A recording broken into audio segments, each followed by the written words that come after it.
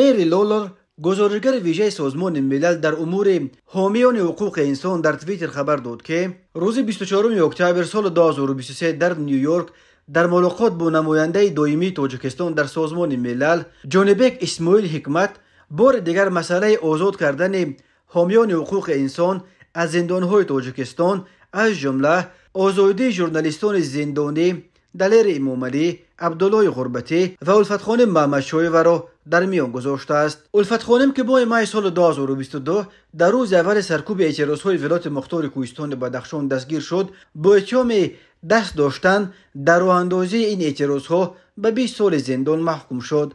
طرفدارانش پرونده او را ساخته مینامند و میگویند الفت خانم محمد شایوه را برای موقع شهروندیش به خصوص درای حمایت از اقلیت پامیری‌ها چنین جزای سخت دادند. دلیر امامعلی و عبدالله غربتی ماه ایون سال 2022 در پی نشر سلسله ویدیوها درباره تخریب منزل‌های ساکنان محله پنشیر نویه شومنصور بازداشت و محکوم به زندان شدند. ناظران امور چنین برخورد بی‌رحمانه نسبت به این دو ژورنالیست را به شخص یکی از نفران تشکیل کننده در گزارش آنها داستان نویه شومنصور ربط میدهند که به بخت بعد دلیر امامعلی و عبدالله غربتی این منصبدار هم پسر وزیر عدلیه و هم داماد رئیس دادگاه عالی دو عضو پرنفوذ حکومت کنونی تاجیکستان بوده است. بعد ماه سال 2022 در تاجیکستان حدوداً 10 ژورنالیست و بلاگر زندانی کرده شدند. 5 نفر آنها دلیر امامعلی، عبدالله غربتی، زفقبیک سیدامینی، عبدالستار پیر محمدزاده و خورشید فاضلوف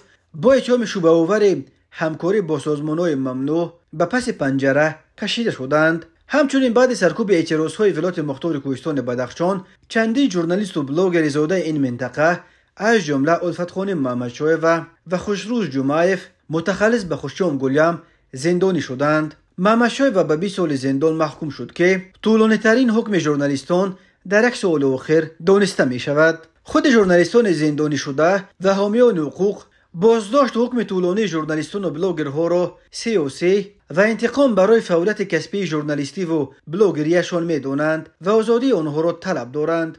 دوشنبه تا حال به این دعوت‌ها یگان پاسخ نداده است. تاجیکستان امسال در رده‌بندی جهانی آزادی مطبوعات از جانب سازمان خبرنگاران بدون مرز از جمله به دلیل حبس ژورنالیستان و بلاگرها باز یک زینه پایان رفته در بین 180 کشور در زینه 151 قرار دارد.